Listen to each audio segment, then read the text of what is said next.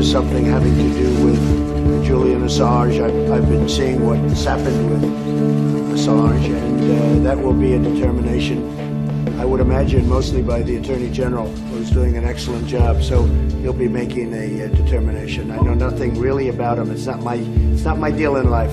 So there's really only two possibilities here. Either you're lying, which in this case would actually be preferable, or you really do, again, lack enough intellectual curiosity and sense of responsibility to take on some of the most crucial matters in the country. Letting others take on crucial global and national matters would almost be kind of acceptable in ways, assuming you were inside, in depth with the details, except for the little problem that you have appointed a series of really awful department heads. Jeff Sessions at DOJ, Kirstjen Nielsen at DHS, John Bolton, kind of a war hawk, and in this case, the worst one possible, Christopher Wray at the FBI. Do you have no idea that he's corrupt, that he is a complete fraud? Need examples? Withholding documents from Republicans in the Senate and House of Representatives. Privately, Freedom of Information Act requests, FOIA requests. And why the hell didn't anybody, we haven't seen any top Democrats being called in for interviews about either the Russia collusion hoax or actual direct collusion with Ukraine. Ukrainian law enforcement officials believe that they have evidence of wrongdoing by American Democrats and their allies in Kiev, ranging from 2016 election interference to obstructing criminal probes. But they say they've been thwarted in trying to get the Trump Justice Department to act. Konstantin Kuliak, deputy head of the Prosecutor General's International Legal Cooperation Department, said that he and other senior law enforcement officials tried unsuccessfully since last year to get visas from the U.S. Embassy in Kiev to deliver their evidence to Washington. And of course, the Russia collusion hoax worked through a Russian intermediary, which means in order to accuse Donald Trump of collusion with Russia, Hillary Clinton and the deep state colluded with somebody from Russia. And England, by the way, with Christopher's deal. No infiltration of Antifa, a terrorist organization essentially working for the Democratic Party and media. Nothing at the Parkland shooting in Florida. Publicly calling the FBI honorable. The top echelon of the FBI just tried to take down a president, which you know about and talk about publicly. What the shit is Christopher Wray doing, not digging for that crap? I haven't seen one good thing out of him yet. But he was your choice. Which brings me back to the idea of you staying out of the loop on crucial matters while allowing others to take the lead, to take charge.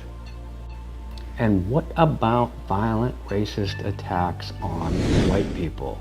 Do we ever get to see the FBI go after those? Relaunching the IRS probe for Obama illegal activity there? You gotta get rid of Wray. Most importantly though, letting him handle something as vital as Assange and Wikileaks. Let me tell you something. Russia did not hack the election at all, not even buying ads at Facebook. It is so easy to fake IP addresses, and I doubt anybody's even asked Zuckerberg for evidence that it was done in the first place. Mueller never interviewed Julian Assange. He never seized DNC or John Podesta computers. This is where the evidence is of the supposed Russia hacking. The FBI didn't even look. Do you know that? Has anybody told you? Mueller proved himself a fraud, not even caring about a thorough investigation, a real investigation right there. And so did Christopher Wray. Also Jeff Sessions. I'm not sure what William Barr's doing on that front. On the topic of William Barr and the release of the Mueller report, why did you not take a look at that first? And why have you not prepared a counter report to be released at the very latest the same day, preferably even earlier? Why don't you get an intellectual fighter on your team? We need you to play as smart as the Democrats and as smart as the professional liars at ABC News, NBC, and CBS. This country is on life support, in a deathbed, not because of the FBI, because of a massive 50-year-long tidal wave of immigration. A tidal wave, 3,300 people per day. That's just counting those legally admitted. Then you got to add in H-1B, H-2B, and student visas. On top of those, illegal immigration. Probably we're over 5,000 a day coming into the country. Answer me this. Why does a country with 340 million people need any immigrants?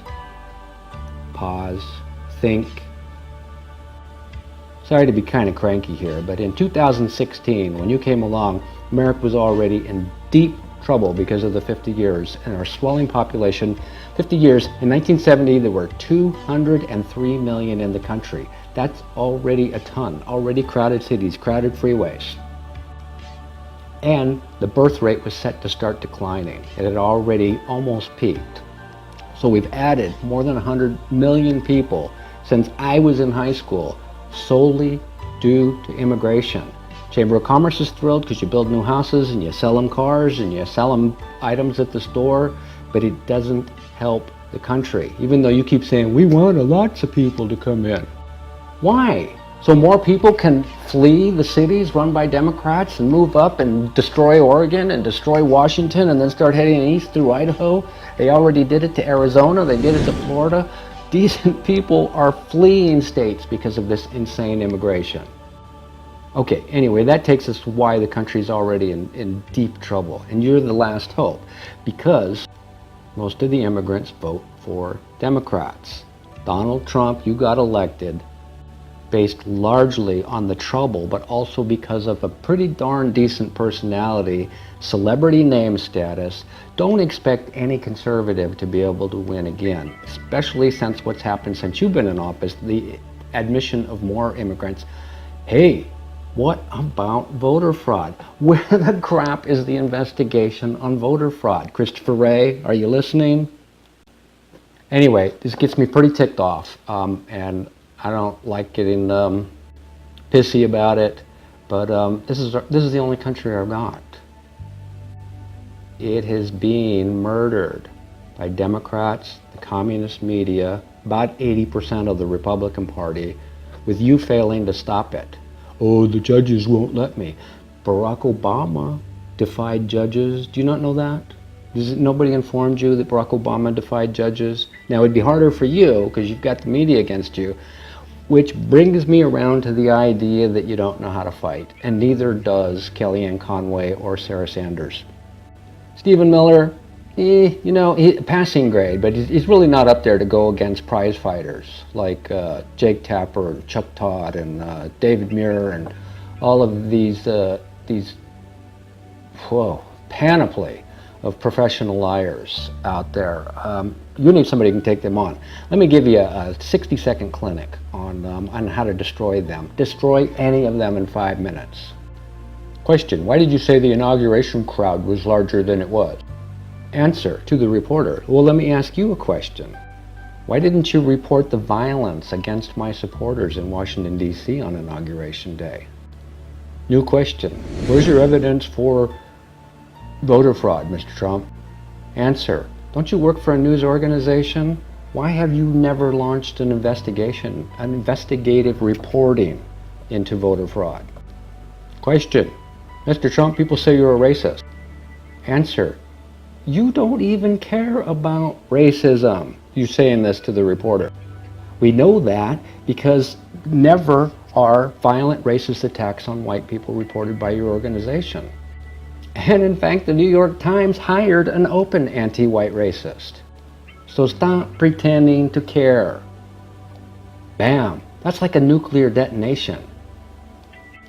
You could have destroyed these people's careers in the first week with live press conferences when the whole world was watching, using these techniques. Question: what about Stormy Daniels? Answer: you mean you care about morality now?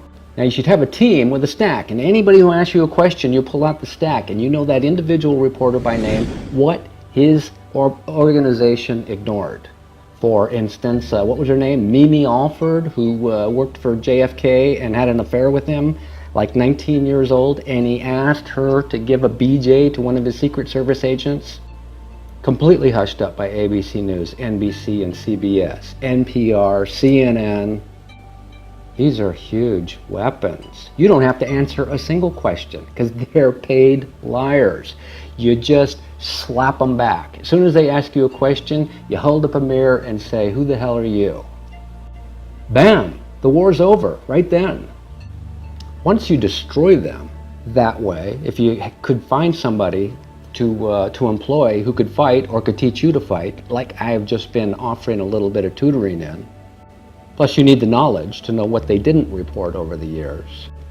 You need to know that white people died in the tens of thousands to set the slaves free, and now Democrats, who were the slave owners back then, want white people to pay reparations. What if it's the descendant of a killed Union soldier?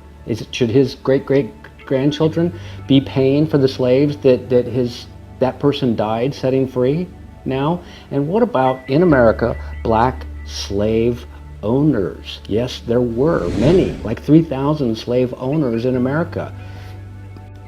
So do the descendants of black slave owners then get reparations, and maybe from the descendants of white Union soldiers who set black slaves free from Democrats? See how this knowledge can just knock the shit out of these complete traitorous liars in the communist media? So that's, you got to have somebody there who understands this history, not just back there to the Civil War, but modern history too. 50 years of serious racist violence on whites on the streets of America. I've been a victim more than once myself, actually kicked and beaten on the ground by 4 blacks, threatened and bullied other times. These are weapons for you anytime they bring up Charlottesville or any other idea that you're racism or any Republican racism. Okay, that lasted longer than a minute, but that's your tool.